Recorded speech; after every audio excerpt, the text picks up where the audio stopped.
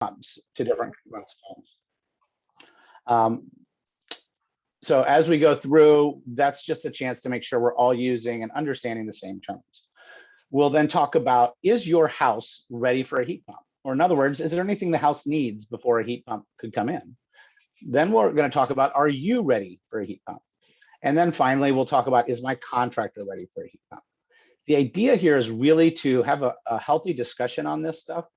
By no means in an hour and 20 minutes are we going to go as in depth as we possibly could on any one of these topics, but we're going to try and go just deep enough that this resonates. And of course, a recording of this will be made available.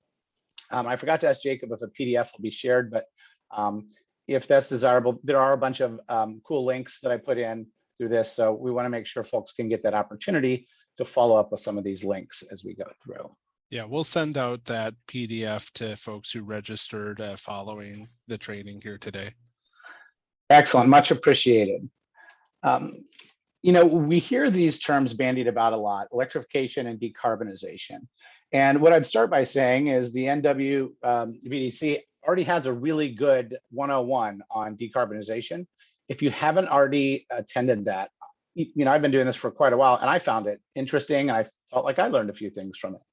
But I'm just going to talk to you real quick about how we use these two terms, beneficial electrification versus responsible decarbonization.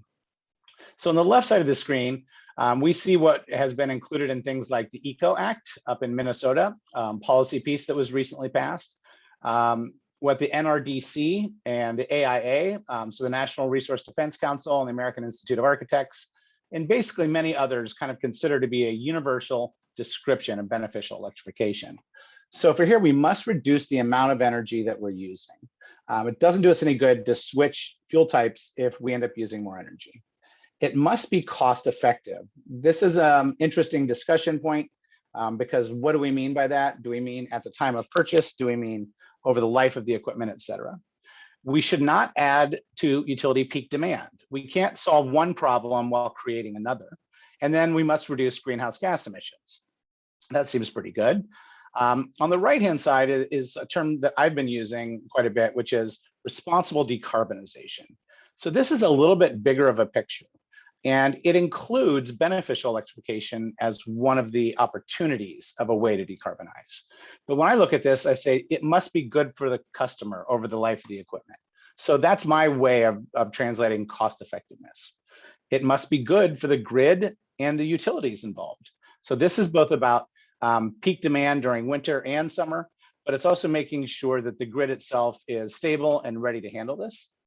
Must be good for society. So we could consider this the greenhouse gas emissions. We could also talk about this as less reliance on the trade of oil and gas internationally, et cetera.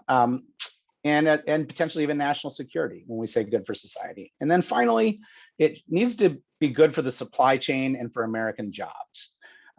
We sometimes get very excited about products and we really want to push an idea out there. But if the supply chain just is not quite ready to deliver, or if the products aren't quite ready, if you are old enough and you can harken back to the days when low flow toilets and compact fluorescent bulbs were first hitting the market, we got so excited about the potential water and energy savings there that we pushed them out. And I would say, depending on when you were an adopter of these technologies, it may not have been a pleasant first experience for you. That's not where we're at with heat pumps, thankfully, but that's part of what I mean as well when I talk about good for the supply chain. It has the equipment and tools have to work. So who is CEE? Well, again, we are the Center for Energy Environment. We offer practical energy solutions so that homes, buildings, and communities can reduce their energy use. And our mission is to discover and deploy the most effective solutions that strengthen the economy and improve the environment. We stand for genuine relationships. We look for intersecting skills and earned expertise. Our creative innovations are formed by decades of on-the-ground experiences through both research and running programs. So that's a little bit about who we are. There is another CEE out there, the Consortium for Energy Efficiency. So we jokingly refer to each other as the other CEE, but you will sometimes hear us referred to as Minnesota CEE, just to make it a little bit simpler to tell which one is which. I do want to talk just briefly about a program we're running now and a program we're about to launch to kind of help you understand, why am I here? What is CEE? What's our real business here? So the Air Source Heat Pump Collaborative is a program that we help run, and it was formed in 2019 as a joint effort with Minnesota utilities to promote air source heat pump adoption across the state of Minnesota.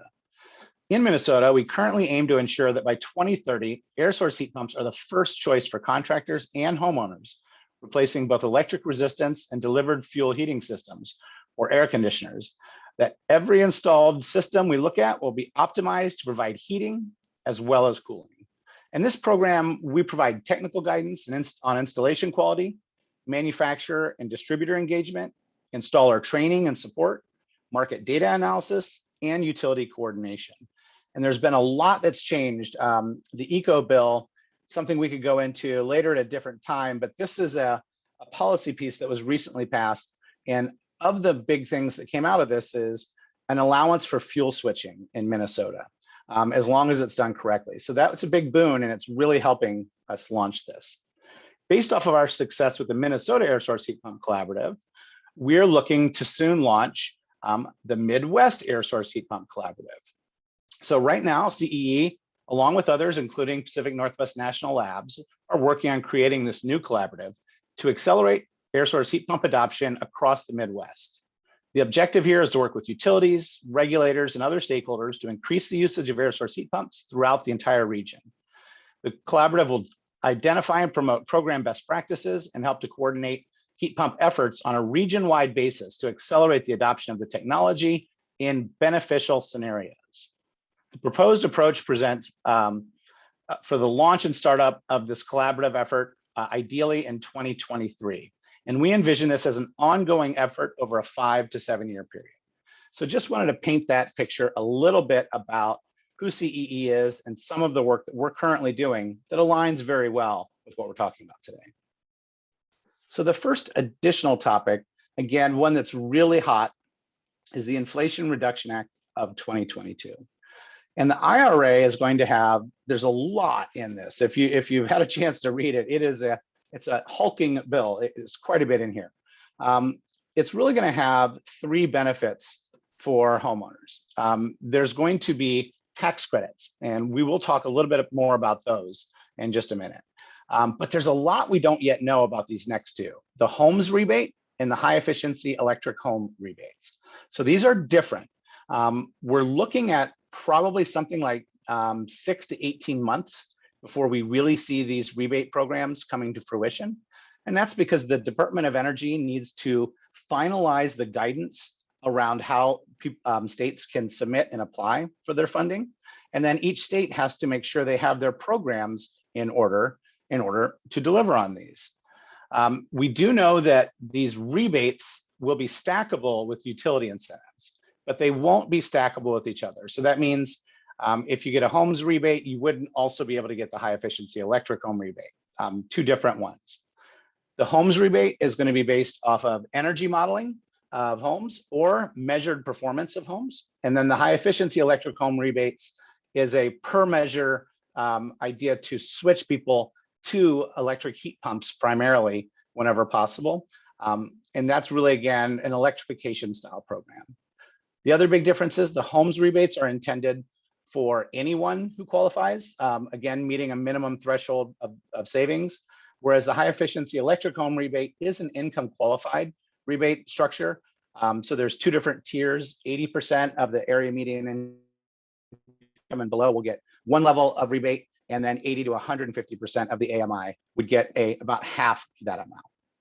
We also know there's going to be about $8.8 billion invested in those 2 rebate programs. That sounds like a lot, but if every state was able to maximize it, we're not talking about millions of homes per state. Maybe something in the order of 50,000 homes per state may end up getting heat pumps. So this by itself is not going to by itself revolutionize and transfer everyone over. What we hope it's going to do is really get people talking about heat pumps, understanding heat pumps, thinking about ways to make their homes more efficient and ways to electrify how they heat, cool, and cook in their homes. The tax credits, on the other hand, those are fairly fixed, and that's a nice run. The tax credits are set to run all the way through 2032. So this is a little different. This is something a little bit easier. You will need to have, of course, a tax burden high enough to apply for these tax credits, but that's a real good opportunity because this will, the two rebate programs, once that $8.8 billion is exhausted, those programs are over unless the federal government decides to reinvest in it. Whereas again, the tax credits are set to run through 2032. If you want to learn more about what you might be able to qualify for, again, with a lot of unknowns yet, you can check out either of these two links. The Rewiring America link is really great. And then Radiant Labs has a pretty cool incentive calculator as well. So if you're interested, and again, that's why I asked earlier about making sure the PDF goes out. You will have the opportunity on the PDF, those will be live links. So when we send this out, you'll be able to look that up yourself. I do want to talk just a little bit more about the tax credit because, believe it or not, that's actually started even for this tax year. So what they've done for 2022 is they've effectively revived the previous tax credit for the remainder of this year under the previous tax credits rules. So it's been made retroactive, and it's basically up to 10% of the total installed cost with a lifetime cap of $500. So effectively, if someone were to be putting in a heat pump water heater or an air source heat pump in 2022, they could get a $500 tax credit for that, providing, again, they actually have the tax burden. In 2023, however, is where things get interesting. This credit increases to 30% of the total installed cost. And instead of having a lifetime total cap, there's a per measure cap of $600 and an annual cap of $1,200. So one of the things this means is that for the overall tax credits, you could continue to get an annual cap of $1,200 if you did different measures every year. And to make it even better, there are some exceptions to that $600 measure cap and annual cap of $1,200. And those are for some unique credits that are built in. And heat pumps and heat pump water heaters can get you up to $2,000 in a tax credit. So when we think about something that could actually move the needle relatively quickly, and again, these are stackable, you could use these and still say claim a utility incentive. We can really talk about places where we get some pretty good movement because some dollars and some commitment from the federal government are really being put towards heat pumps technologies. One of the other great things is electric panel upgrades will also have a unique tax credit. So we'll talk about that a little bit later. If you're in a home that needs some electrical upgrades, you can get some additional tax credits to help with that on top of what you're getting for your heat pump or your heat pump water heater. So I'm going to take a quick drink of coffee and let's pause and see if any questions or comments have come in so far. And then we'll jump into level setting on our terminology. Don't see any questions yet in the chat, but if folks had one quick, this would be a good time if there were any quick questions on the IRA parts.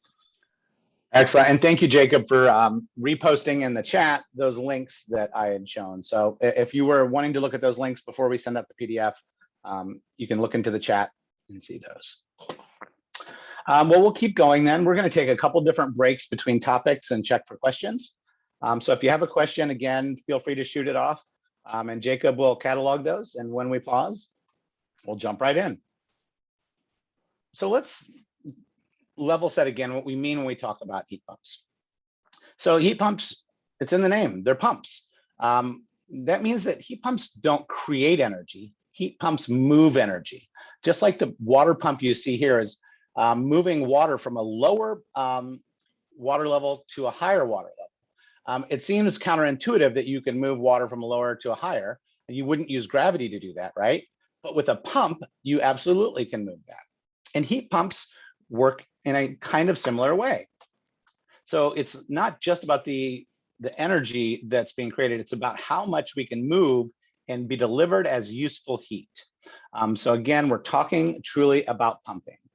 And believe it or not, you already have technologies in your house and in your car that are fairly similar to this, because it uses the same technology that a refrigerator or a freezer or an air conditioner uses. But unlike traditional air conditioning and refrigerators, these systems are capable of switching the direction in which it pumps or transfers that heat. So it can literally toggle between heating the house and cooling the house, right? So it's the same basic technology that you already have experienced, but it's really in a two-way direction, or bi-directional, we sometimes refer to this as. And how does this really work? Well, there's something called the vapor compression cycle. So this is about moving refrigerant between an outdoor and an indoor unit, and air flows over coils that are filled with this refrigerant. It can either be adding heat when the air is warmer or removing heat when the air is colder. The compressor basically squeezes or pressurizes the refrigerant, making it hotter as it goes to the heating end, and then expansion valve lets it depressurize, causing it to cool off for the cooling end. Now, if me talking about vapor compression cycles seems a little either too technical or too theoretical, let's think about a whipped cream dispenser or a can of hairspray or a can of bathroom cleaner.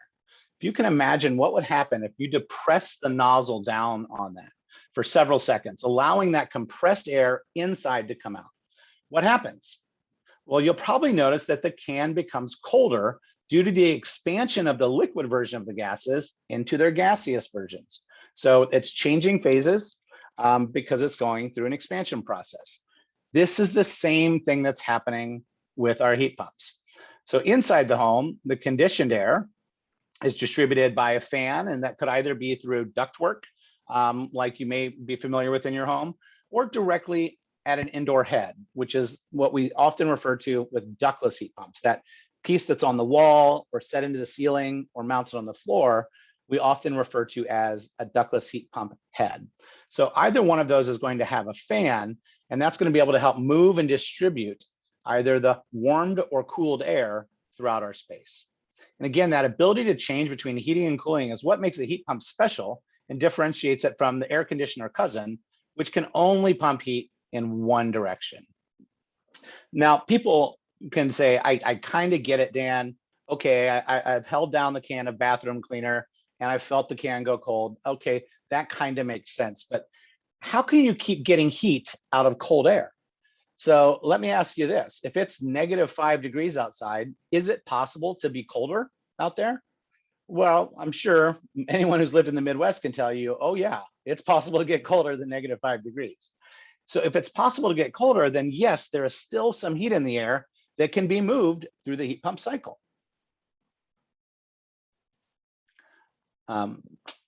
Beyond this, there's a lot of different ways that we use terminology. You may hear air source heat pump, variable speed heat pump, and cold climate air source heat pump. By the way, we're really going to focus primarily today on air source heat pumps, although there are ground source heat pumps and air to water heat pumps out there as well.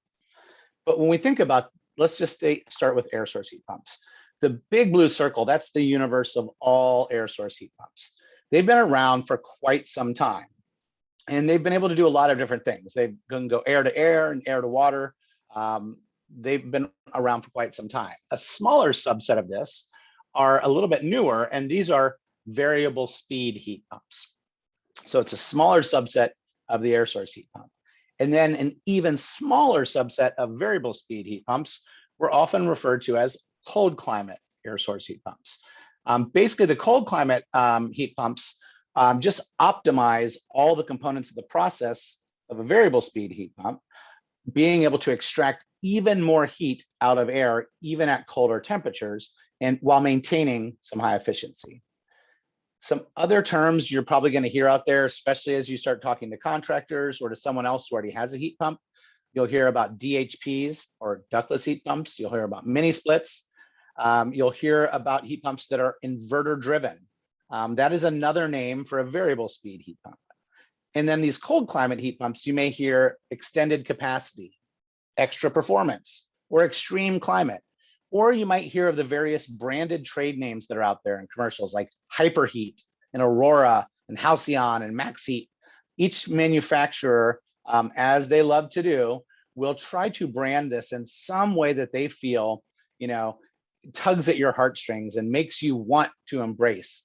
I mean, who doesn't want, in Minnesota, something with the name Hyperheat, right? That just sounds awesome. It sounds like it's truly going to deliver. But all of these things are air source heat pumps. Some are variable speed heat pumps, and a smaller subset are truly cold climate air source heat pumps.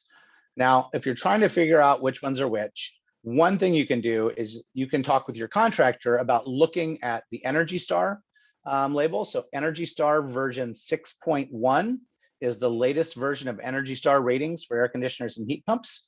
And you can look at NEEP, or the Northeast Energy Efficiency Partnership. Both of them have specific designations for cold climate air source heat pumps. So the equipment has to perform in a certain way. Effectively, they need to be rated down to at least 5 degrees temperature, and they must be able to have some minimum efficiencies, even at those low outdoor ambient temperatures, to be considered cold climate. So the easiest way is to look on to see if something is Energy Star rated, or to see if something is on the NEEP cold climate air source heat pump database.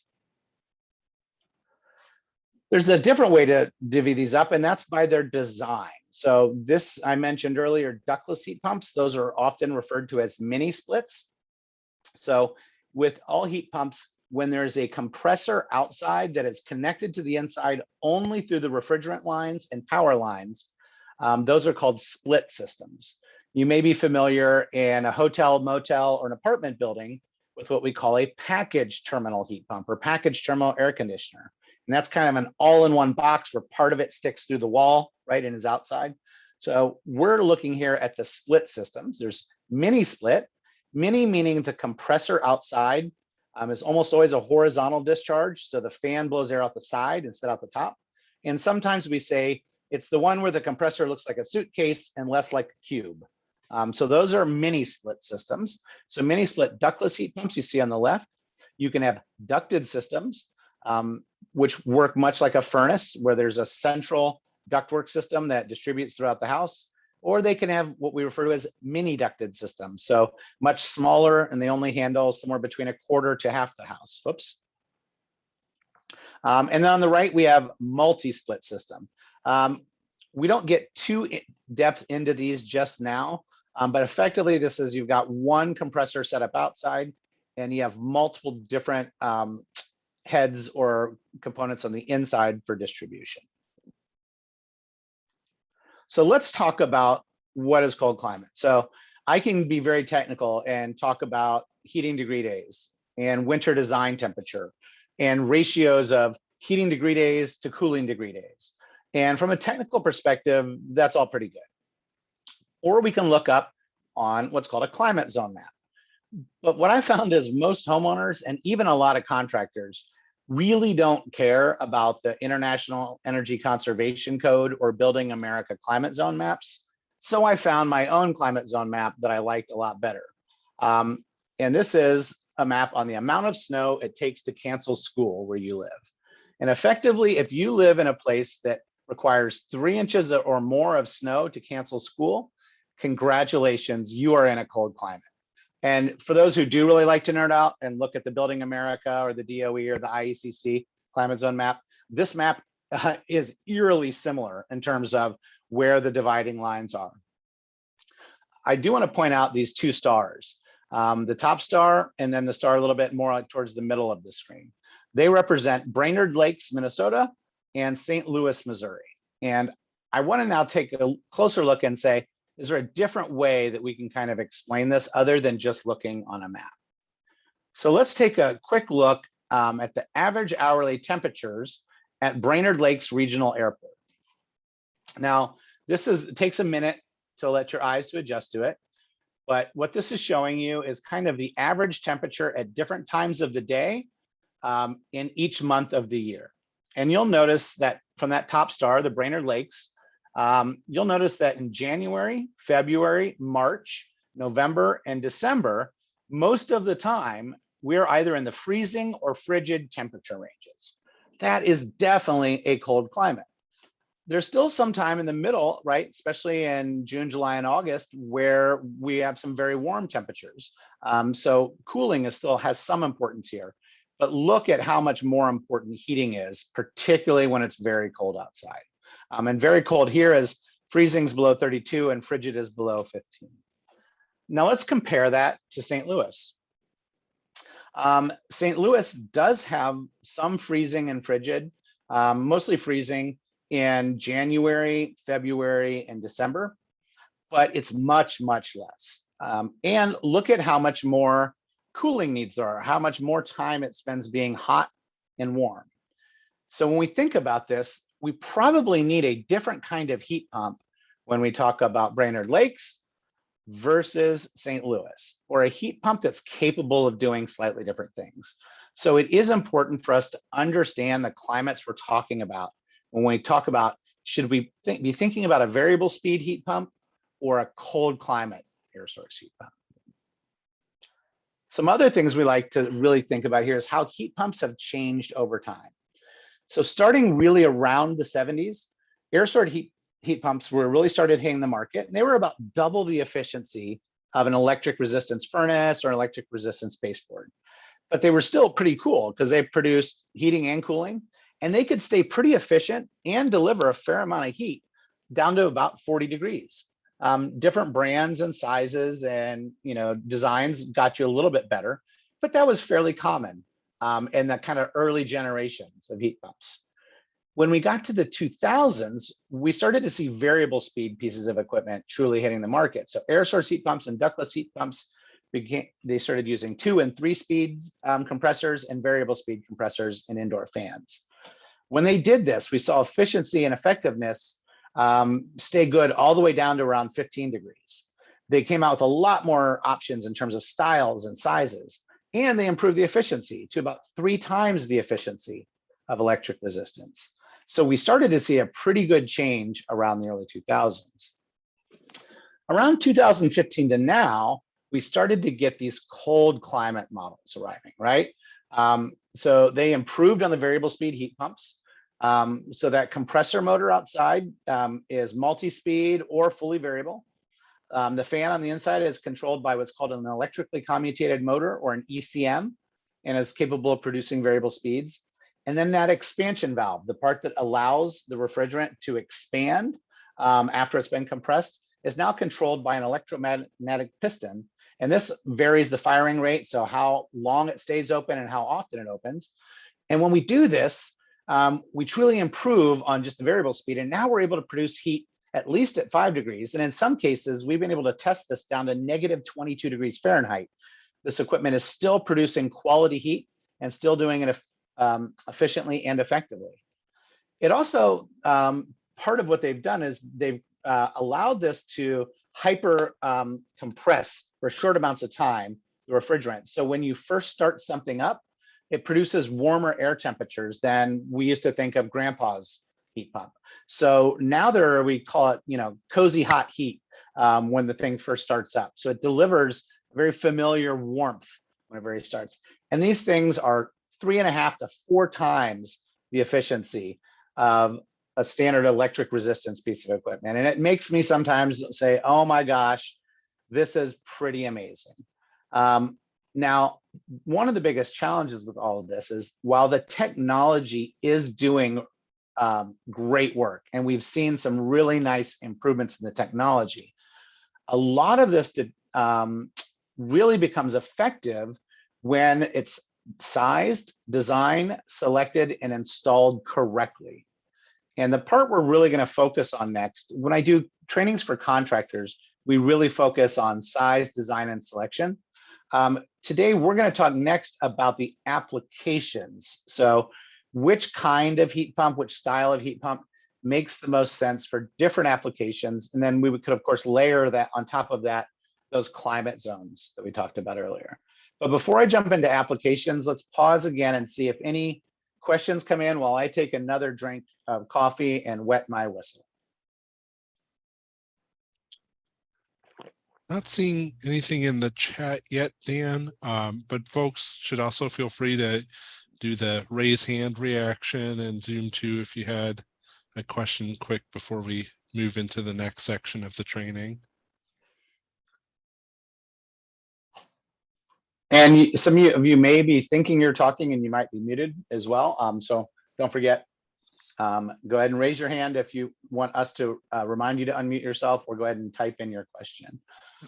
Usually when this happens, it either means that I've written a brilliant presentation, or more than likely, we've got a really smart audience who kind of knew a lot of this.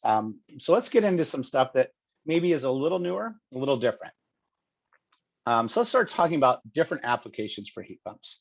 So we're going to start by thinking about what the existing HVAC system is and what kind of air source heat pump options there might be.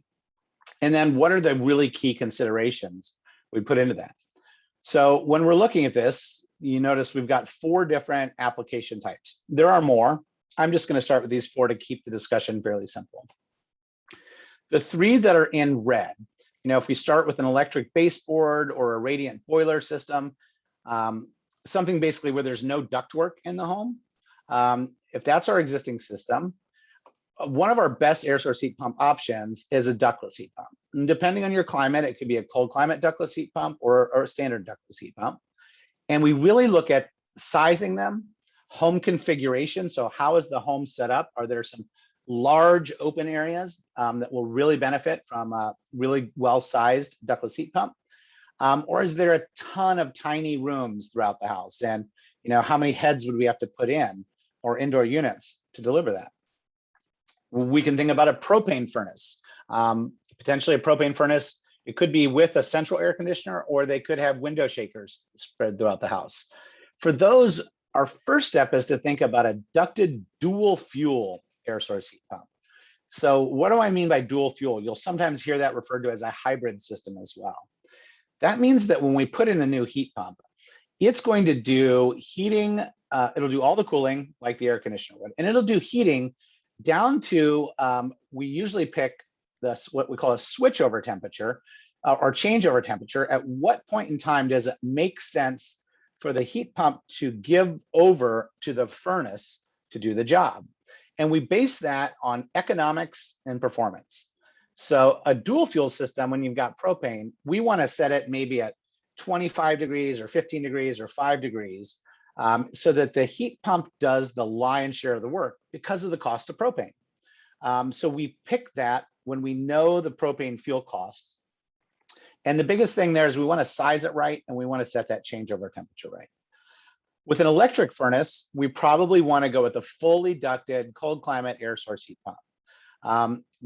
We want to go cold climate here because we don't have a fuel type like gas or propane in the background that we know is going to work really well at really cold temperatures. Our only backup heat typically with these is what we call electric plenum backup heat or electric strip heat.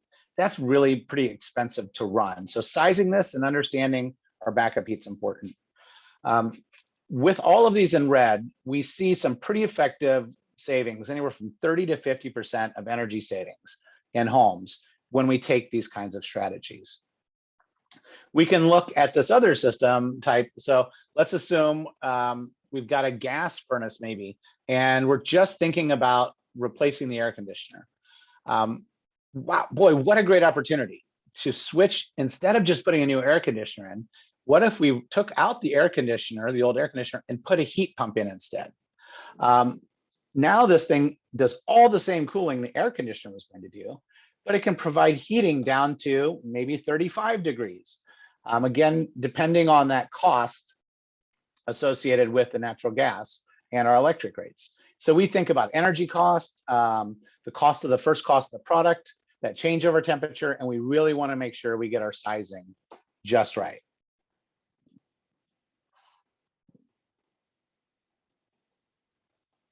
So let's take a look at these kind of in a different way, right? So looking at the table was nice, but let's start with thinking about a ducted dual fuel or hybrid heat pump to displace a furnace and replace the air conditioner. So that's kind of like that first one we talked about, or the propane furnace example. So our benefits here, it's again, a really good thing to do at time of AC replacement. When we size these, we often size to do the cooling load if it's natural gas and the heating load if it's propane. But this is something you would work on with your contractor to understand that sizing.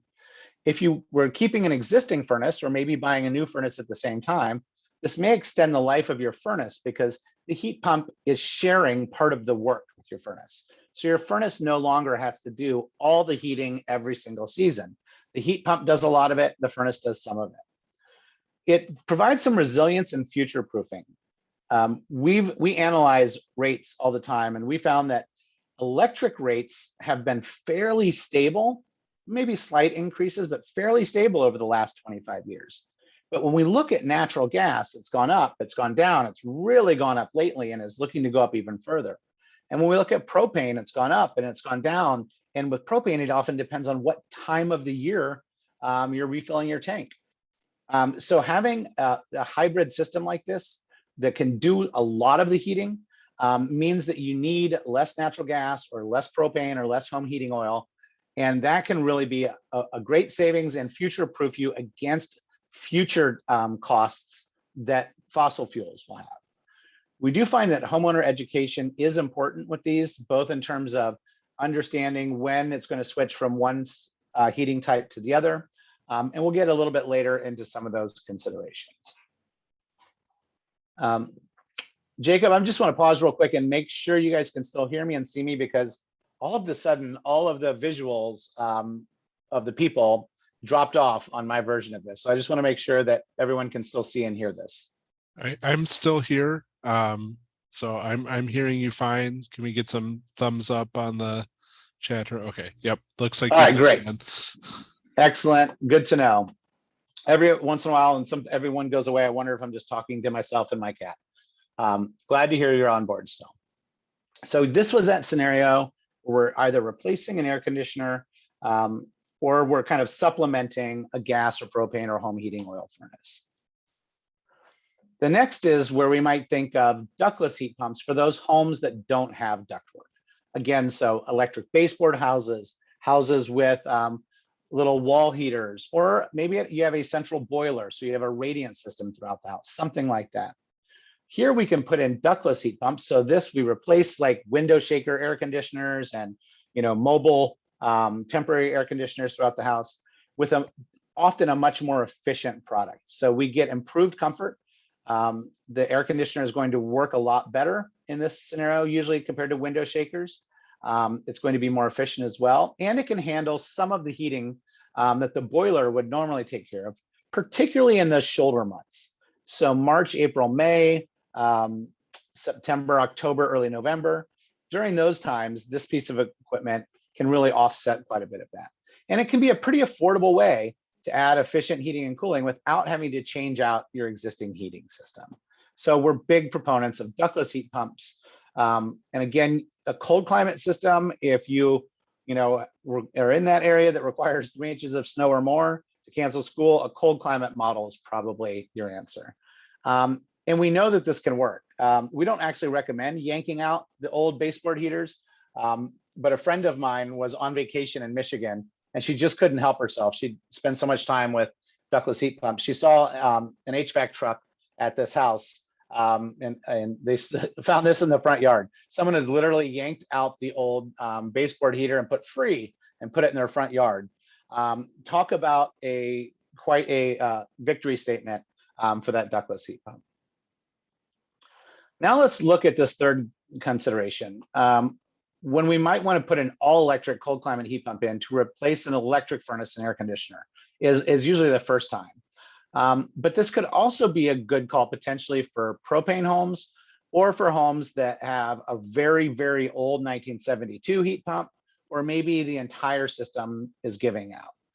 In this case, we really like going with cold climate heat pumps throughout the Midwest.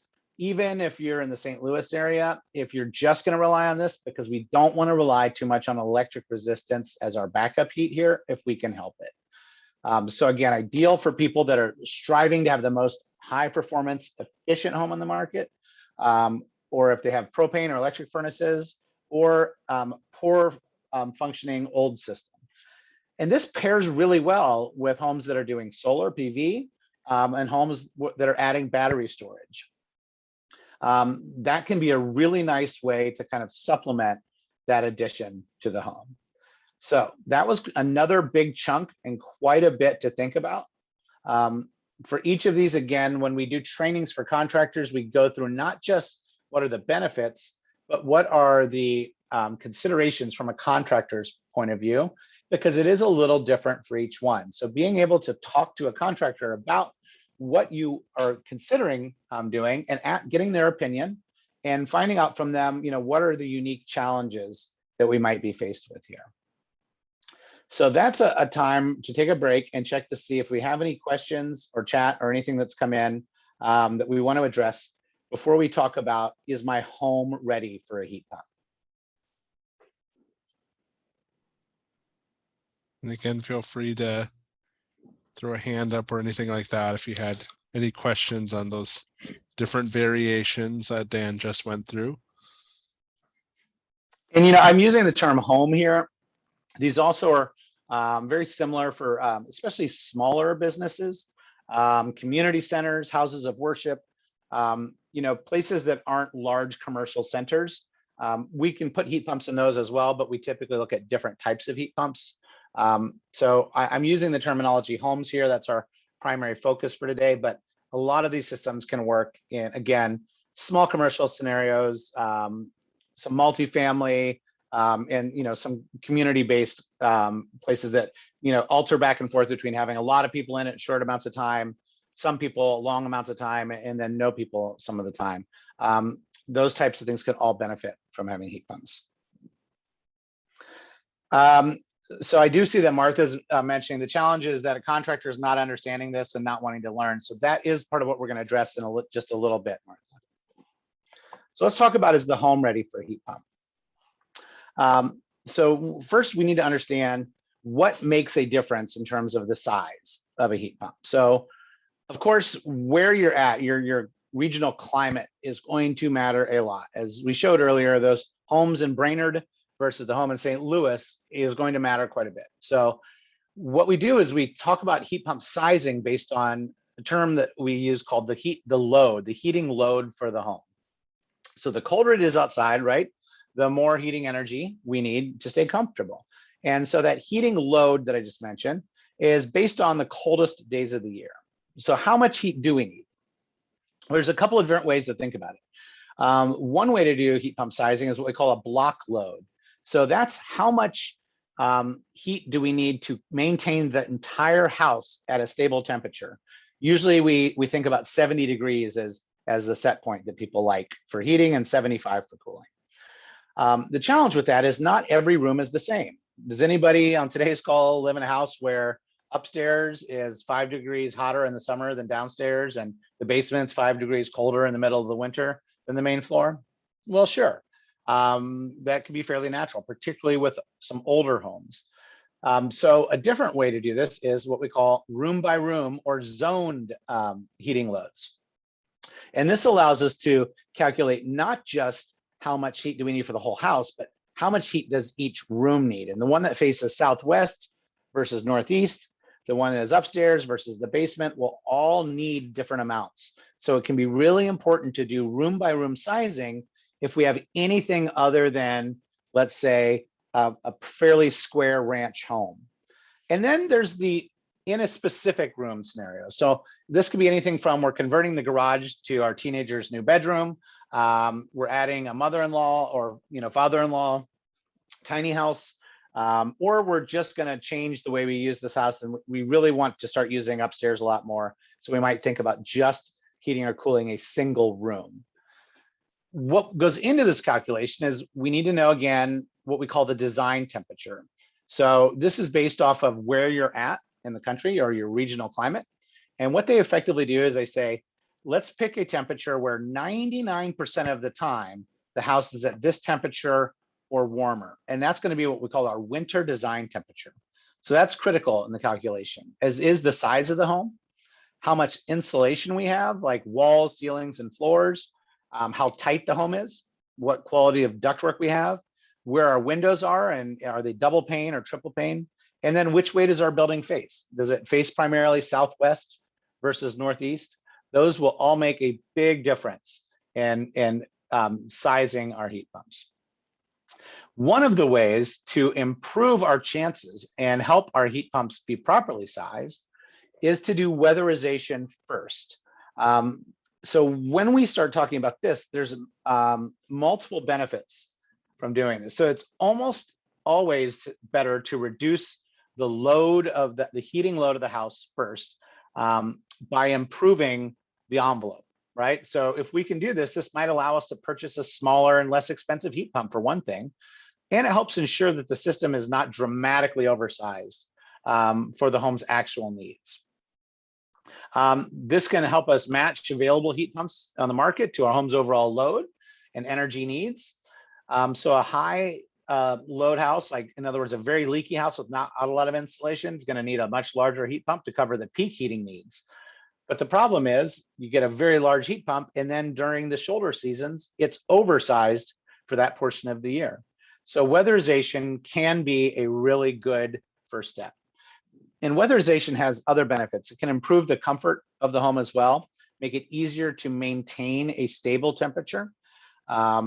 It can reduce our installation challenges because maybe we don't need to redesign ducting and we don't have to put in 7 ductless heat pump heads. We can put in 3. And it just makes ductless in general a much more viable option. Now, I'm not saying you have to do weatherization before you put in a heat pump. I'm saying that when you do, you improve the overall performance. And remember earlier, we talked about decarbonization being a slightly bigger picture than just electrification. Anything we do that reduces the overall energy use in the home will go towards that decarbonization goal, as much as sometimes or more than just switching out the equipment, depending on what your initial system and home design was like.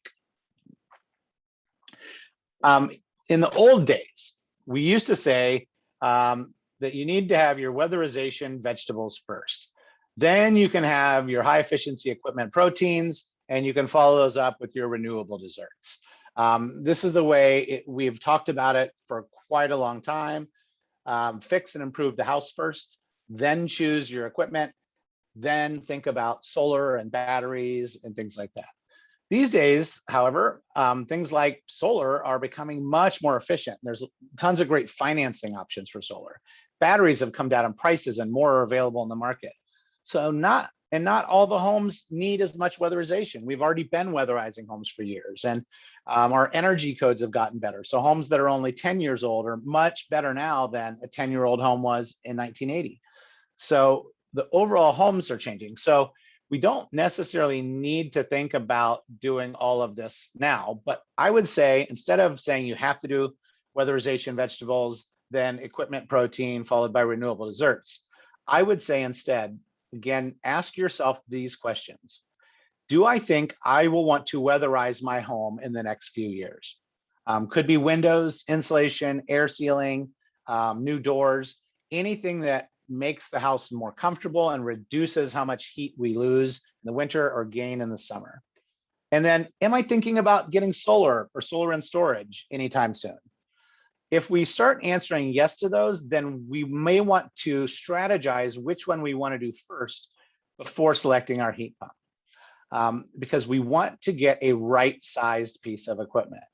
Now, to the question that Martha brought up earlier, a lot of contractors are resistant to some of these things, and there's this prevailing concept that bigger is better when it comes to any type of heating system, particularly heat pumps.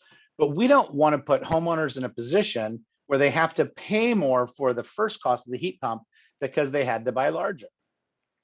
So let's look at it a different way, right? Is bigger always better? I mean, a nickel is bigger than a dime. Does that make it more valuable? Well, the average Midwest house, the heating system size is between 3.5 to 5 tons. That's just a way that we rate the size of equipment. Believe it or not, it was based off of how many tons of ice it took to cool down a space back in the days of yore. But a post-weatherized home, so a home that you did that weatherization, they averaged 2 to 4 tons in terms of size of heating and cooling system. So we may be able to get away with a much smaller piece of equipment, making that cost to switch to a heat pump a better bet for you. And ironically, helping to ensure one of the biggest concerns from the HVAC contractor, that they're going to get comfort complaints and have a callback. So again, we're not saying you have to weatherize first, but ask yourself those couple of questions before engaging in a heat pump. First being, do I think I may want to weatherize in the next few years? And am I thinking about adding solar anytime soon? The more we can answer some of these questions, the better we can inform a contractor and be prepared to help out. Now, there are some other key questions we want to ask and answer before just running out and trying to talk a contractor into selling us a heat pump. The first is really thinking about the electric panel itself and the wiring. So if we have really old or undersized electric panels, or our wiring might not be very current or up to date, or if we have a house right now where there's a furnace, but there's not a central air conditioner, or homes with central gas boilers, homes that are primarily heated with wood stoves, or homes with old knob and tube wiring. In any of these scenarios, we may want to do some electrical upgrades before we do our heat pump. Heat pumps do need to run on 220 power instead of 110. So we want to make sure that our home is equipped. We want to have the breaker panel be able to handle the heat pump. We do recommend, and sometimes depending on the program, require a dedicated circuit for that heat pump. So if any of the things on the left are true, you definitely want to engage and have this conversation with your contractor of, do I need to update my panel, my wiring? If I do, I want to know that before I end up making my purchase and start engaging in the price discussion with the contractor. So that was talking about the home. Next, we're going to talk about, are you as a consumer ready? And then we'll jump into, is your contractor ready, and how we can help that conversation with contractors. I'm going to pause real quick to coffee up and check to see if we have any questions.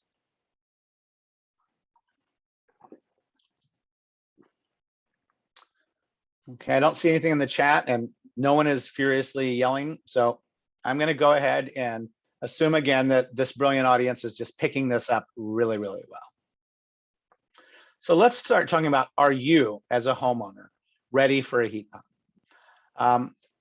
One of the things we want to do is you want to get to know heat pumps. You want to thinking about decarbonization. So by attending this webinar and others that the Midwest Building Decarbonization Coalition and other organizations put on is a great way to begin to familiarize yourself with the technology and what's available.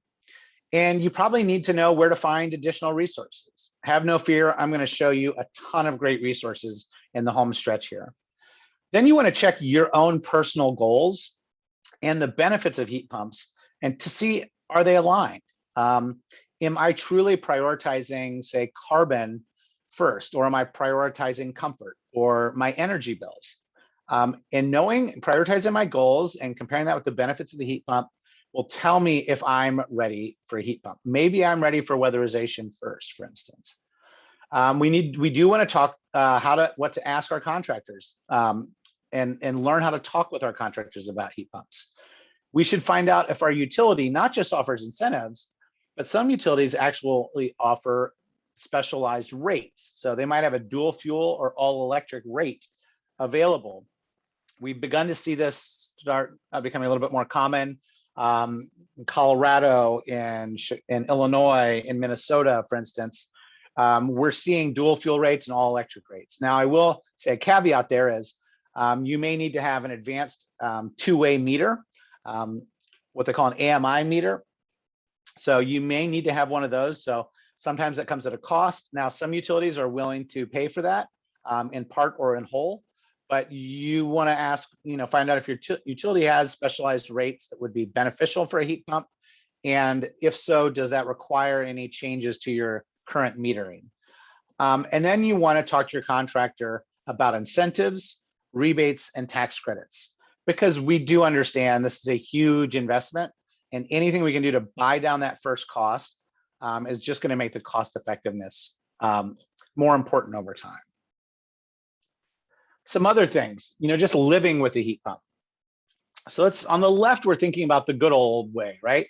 I have a gas or propane or heating oil furnace, and I have a central air conditioner attached to it. During the winter, those types of furnaces are typically delivering air temperature anywhere from 115 to 130 degrees most of the time. Sometimes it's on the high end, sometimes it's on the low end for a lot of different reasons. And if we're really used to that, on the right-hand side, the delivered air temperatures are a little lower. They tend to range from like 100 to 120 degrees for most heat pumps, particularly the cold climate ones, again, have that little bit of boosted heat at startup. So they really are trying to get closer in heat to the furnace. Believe it or not, you do not need to scorch the air at 130 degrees to keep a house warm. If you are coming from, if the house was 60 degrees and you're trying to get it to 70 degrees, it's helpful to have really hot air. But that goes to this next one, how we control our systems. If you are from a house with a furnace and an air conditioner, you're probably used to people telling you, you should set that furnace back 3 to 6 degrees when you go to work, and maybe 3 degrees when you go to bed at night, and maybe 6 to 9 degrees when you go on vacation. With a heat pump, we actually recommend you don't set it back very much at all. Anywhere from 0 to maybe 3 degrees if you're going to be gone for more than a couple of hours. That's really the most. We tell people it's best just to set it and forget it. And the difference there is if you're delivering, say, 110 degree air with a heat pump, but it's delivering it for longer periods of time and more consistently throughout the day, and never has to overcome a 4, 5, 6, 7 degree temperature delta, 110 degrees is going to do the job really, really well. So heat pumps work really well, but you do need to understand, living with this, it's a little different control strategy. With furnaces, especially the 90% furnaces, or the ones we call condensing gas furnaces and propane furnaces, have a condensate line that you need to check in the winter time, as well as when the air conditioner runs in the summer. It's pretty easy, low maintenance. You can have your HVAC contractor on a maintenance plan. They'll check that for you. With the heat pump, you're primarily checking the condensate line in the summer. And I can tell you this just happened to me about 10 days ago. My air conditioner, which is actually a heat pump, quit working, and I had the tech come out. I checked everything I knew to check on it, and I missed something. I was pretty embarrassed. I was in the other room and I heard a pop and some mild swearing. And I came running into the other room, and the tech, his entire legs were covered in smudge. The condensate line was clogged. When he unclogged it, it shot out goop all down his legs. Well, problem solved. That's all it took. If I had thought to check the condensate line, I could have solved that problem on my own. Other things like changing filters, that's going to be the same. You check it or change it every 3 months, regardless. So there are some things a little different to understand with living with the heat pump, and some things that are very, very similar. The good news is you don't have to like furiously write all of this down right now. There are so many wonderful resources out there. What you're seeing on the right is the new Home Energy Star home upgrade website. That is really cool. It's, it helps you think through how you may want to upgrade your home and what it's like to live with these different pieces of equipment. The Minnesota Air Source Heat Pump Collaborative that I mentioned at the beginning, we have our own FAQ page, which is all about learning more about heat pumps. NEEP, the Northeast Energy Efficiency Partnership, has a really terrific air source heat pump buyer's guide. The Clean Energy Resources team has another guide, which is more about living with heat pumps. And NYSERDA has a great heat pump buying guide. With each of these, they're written in plain English. They're not overly technical, and they're really designed to help answer the multitude of questions that we get from homeowners about what's it like to buy a heat pump and what's it like to live with the heat pump. Effectively, everything we've mentioned up until now, you could find in one of or multiple of these guides. I really like the NYSERDA one, the Energy Star one, and the Minnesota Air Source Heat Pump Collaborative one, but they're all good. So again, each of these is a live link. When you get the PDF, you can click on any of them. It'll take you there. The NYSERDA one you download, and it's a pretty good sized PDF, but it's written very, very well. You may notice that a lot of this is from the Northeast. That's because the Northeast is also a cold climate, and they've just been working on and thinking about heat pumps for a little bit longer than we have been in the Midwest. So I'm going to pause real quick before we jump into what I think some of you are really hoping I was going to talk about today, which is, how about, is my contractor ready to install a heat pump? And what are some of the things I need to know to talk about with my contractor? So I'll pause real quick and we can check to see if any questions or comments have come in. All right, I don't see anything in the chat and I don't hear Jacob telling me. No, so they're all on pins and needles for this last part, so. Okay. So there's a lot of myths and misconceptions about heat pumps. Some of them are very mainstream and some of them are very contractor oriented. And some of the things you will hear a contractor say is, heat pumps don't work in cold climates. It's great if you live maybe in St. Louis, but certainly not in Chicago, or certainly not in Cleveland. That is a myth. They're going to say heat pumps are too loud, or they only work in super insulated homes, or they're really, really expensive to run. They might tell you they require more maintenance, or that they're only for heating in some climates, or they're only for cooling in other climates, or that they need to be radically oversized and your duct system is not appropriately sized for this. Guess what? All of those are myths. And if you're wondering where I came up with that list, almost all of these come from the manufacturers themselves, because almost every manufacturer has their own blog or FAQ or resource on heat pump myths. Literally, if you type in myth busting heat pumps, you'll get stuff from Lennox and Trane and Mitsubishi and Bosch and Carrier and Bryant. Like literally every single manufacturer has this. That said, some people, they see that and they get concerned that maybe the manufacturers are just trying to sell more expensive equipment.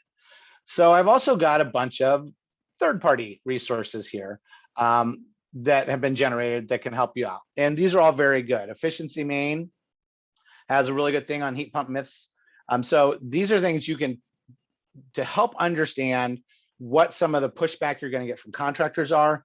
This will arm you with some really good information to have a conversation with them with. So again, each of these is really great. And then some people like the kind of myths and fact sheets and FAQs. Other people prefer case studies. So we've got some case studies on the Minnesota Air Source Heat Pump Collaborative. There's some really good ones from Massachusetts. Canada, of course, they've been doing heat pumps for a long time. Heck, if you can find case studies, these working in Canada, this is going to be really helpful to you. So let's keep going, because there's more than just you being prepared to answer a contractor's objection. There's some other things that you can do to be engaged early on. So, you know, not everyone is comfortable trying to educate themselves in order to educate a contractor. So we do recommend on engaging with them to gain comfort in their ability to help decide with you, based on their experience and the science, what the best equipment is for you and your home. So you can start by asking your contractors if they've had any of the kind of training that you see on the screen here.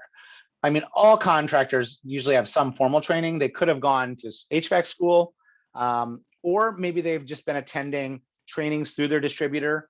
I know we've got one or two distributors on today, and we've partnered with them in Minnesota and in other places, and they deliver great trainings. But you can sort of ask, and then almost all contractors put a lot of weight on the job training. So that means their own experience with this. So ask them, you know, have you had any training, manufacturer or distributor training on cold climate and dual fuel or hybrid heat pumps? We want to know specifically, have they been trained on the equipment that can work in this environment? You can ask them, have you taken any specific trainings on the controls themselves, and how homeowners operate heat pumps? And then, have you had specific training on how to size and select variable speed heat pumps? I know that kind of feels like you're asking really deep questions, but again, contractors go to manufacturer and distributor trainings on a regular basis. They learn on the job. It's not outside of your normal realm to ask them these questions. You don't have to ask them all the questions. Ask one or two, and you'll get a sense of their professionalism based on how they talk to you. You can also ask them, you know, to just explain if Maybe you're not comfortable with all this, but you've had some conversations on those myths. When they're presenting a bid to you, ask them to explain how they picked the size and type of equipment they did, and then how did they select the model that they're proposing. That's going to tell you a lot. If they can answer these questions to your satisfaction and don't just reply with, well, I just matched the system to the size and type of the old system. If they can answer to you professionally why they picked the type of equipment, the size of equipment, and selected the model for your home, that's going to help tell you a lot about their comfort and professionalism with this. At a certain point in time, it isn't your job to teach and train a contractor. Believe it or not, that's my job, and that's some other people on this call's jobs.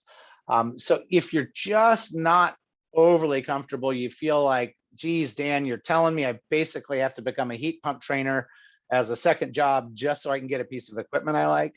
Well, there are some other options as well. This is some stuff we've found that's very helpful. It's additional questions to ask and considerations about, do they have any certifications, et cetera. So, of course, the Air Source Heat Pump Collaborative, we have a blog post on how to choose a heat pump contractor. The group from Love Electric, if you don't know them, they're out of Colorado, really great tips for planning your installation. This is really good because it's some stuff for you, a lot about your contractor. And then Energy Sage has 8 questions to ask your contractor. But if you're really, if this again seems like more work than you're willing to take on, then talk to your local utility or your city or county or local government if they have a program, and see if they have a preferred contractor network or a list of oriented contractors. That group of people will typically have had specifically mandated training to be on those lists. So that's going to require that they have their EPA 608 refrigerant license, an official business license, and then it will typically require that they have some program training as well as manufacturer training specific to the climate and environment that you work in. I was just in Colorado and Minnesota, and I'm heading to Chicago next week. And this is what we're doing. We're getting in front of contractors all the time. So contractors that show up on these preferred contractor networks, they've been through this. And then use buyer's guides, right? Which I pointed out earlier. One other thing I will say is, when we think about all of this, these questions asked the contractors, it really does come down to how comfortable do you feel with the person that's in your home proposing a solution for you. And it's okay to say, thank you very much, and move on to someone else if it's just too much of a roadblock. It's just going to take time for us to get more contractors really well trained to be in that position. Now, some of the tools that contractors can use with you or that you can use on your own help overcome some of these considerations, particularly that one where they say, well, heat pumps are just too expensive to use. So for Minnesotans, the Minnesota Air Source Heat Pump Collaborative has created this cost of heat tool. Now, if you're anywhere else, this isn't going to reflect for you, but in Minnesota specifically, you can select on a pull down list your electric utility, what type of fuel you have for your base system, and then what the electric rate is that's available.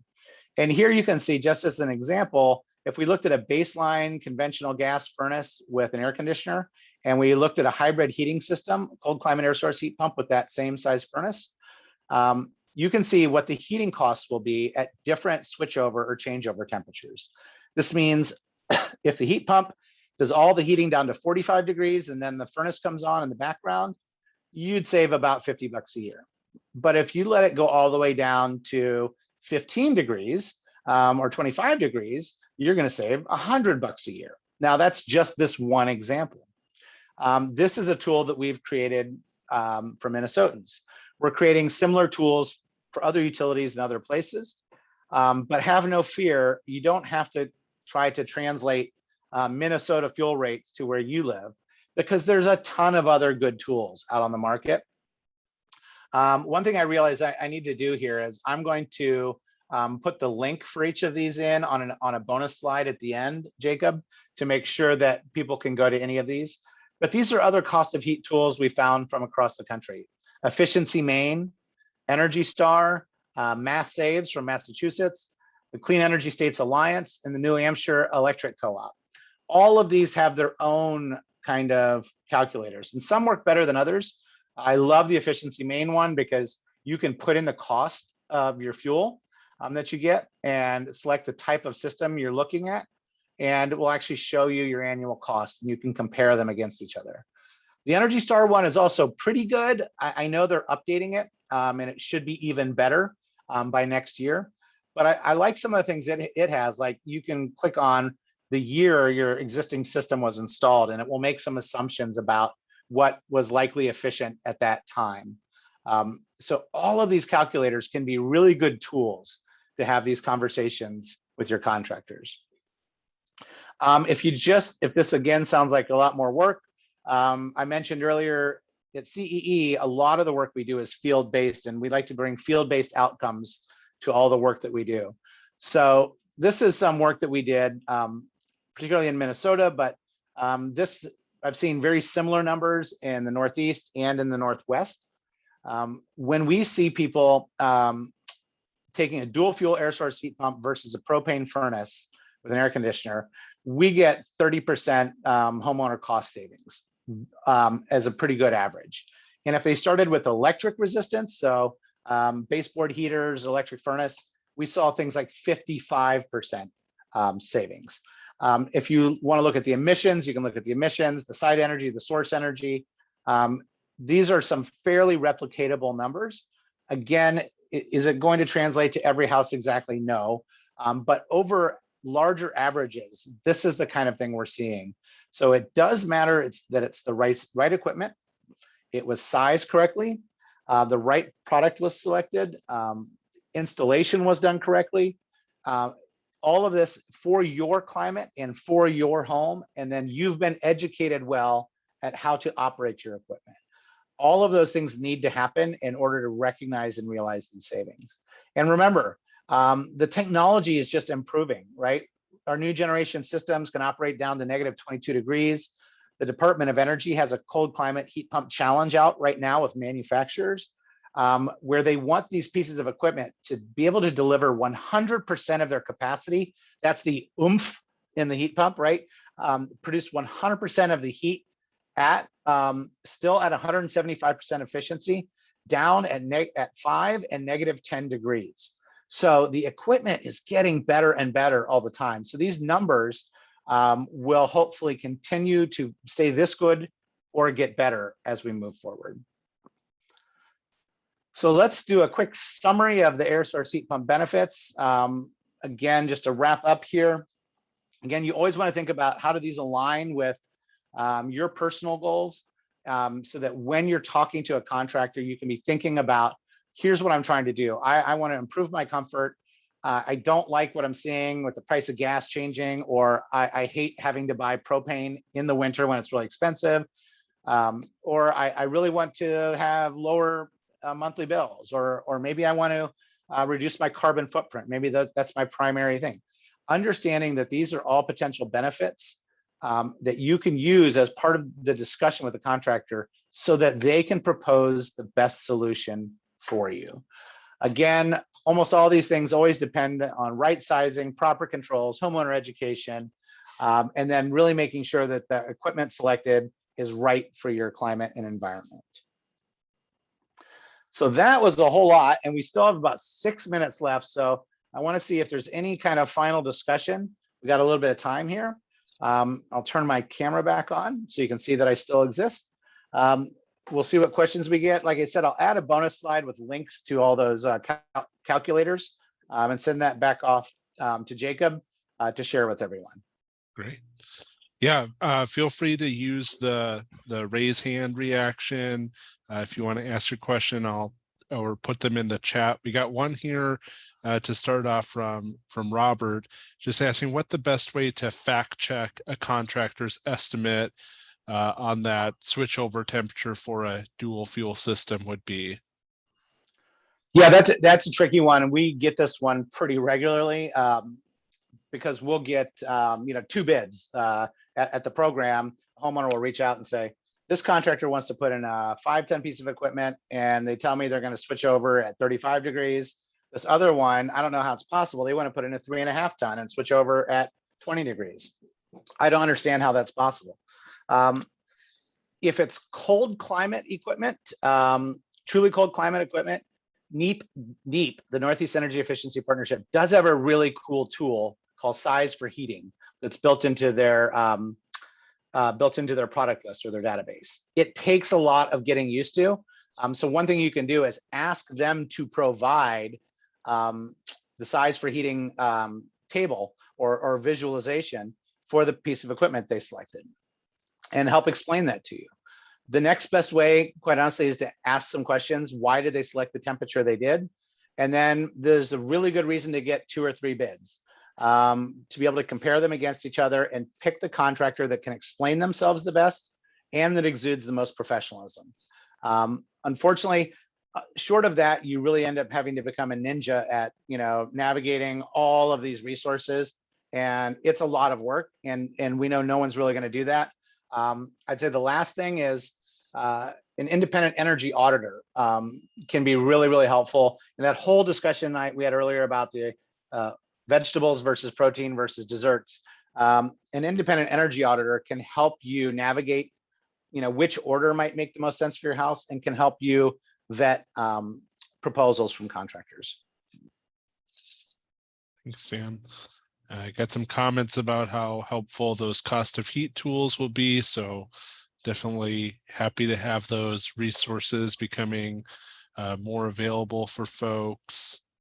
Along those lines, again, there's a lot of work that goes into a really good cost of heat tool. And at CE, we're working on these for several different clients right now.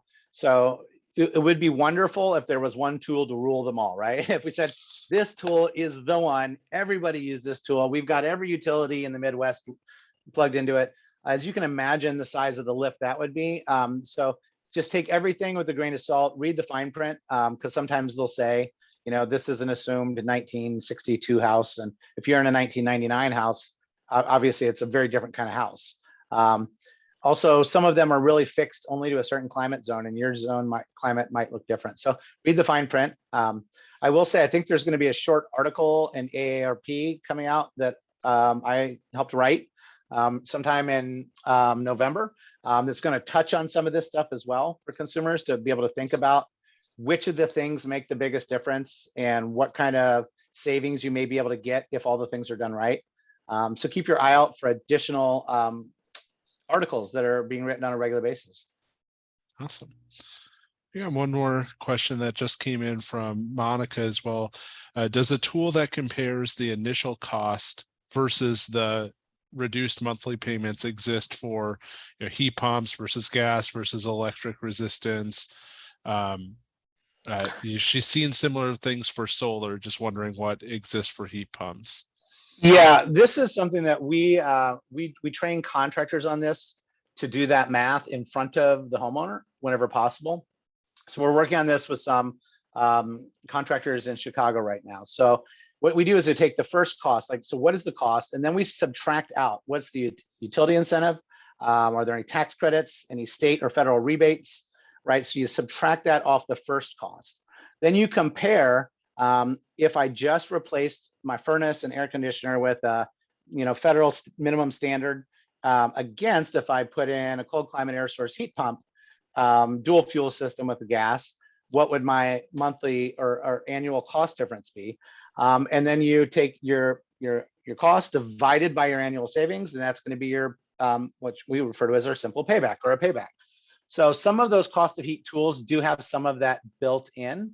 But typically we encourage a contractor to sit down and do that with the homeowner.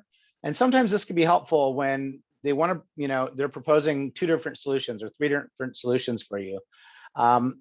Maybe one of them has a longer payback, but it has better performance. And, maybe it's, it's going to work really well in really cold climates. So that allows you to look to say, do I want something with a 3-year payback or a 4-year payback, or am I okay with something with a 10-year payback if the performance is better, or if my carbon offsets are greater? And that allows you to align your goals and your mission and the reason why you called them with those potential savings. So just so you know, when we're doing contractor trainings, I flip the script and I tell contractors that the first thing that they should ask you is, why am I here today? Yes, you could be talking about emergency replacement, help, my air conditioner broke, but we encourage them to ask 3 questions at least to try to understand better your needs as a homeowner. So while I'm asking you to be doing this kind of analysis for yourself and ask contractors certain things, we're trying to train contractors to do the same, to ask you, what are your motivations? What's the comfort like in your home? Is there any indoor air quality challenges? Why am I here today? And when we can get contractors constantly developing better and better options for solutions for you, and at the same time, you're getting more critical about comparing what your goals are to what's being offered. The hope is that we meet in the middle. And in the best case scenario, you can use one of those simple paybacks.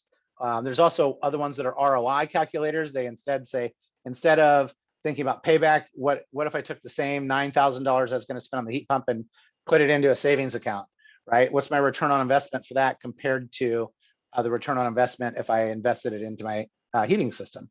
So there are different ways to think about that. There are some tools out there that do it. We encourage instead, whenever possible, for a contractor to do that math with you so that you, again, get that sense from them of how professional they are, how committed they are, and how much you can kind of trust what they're proposing. Awesome.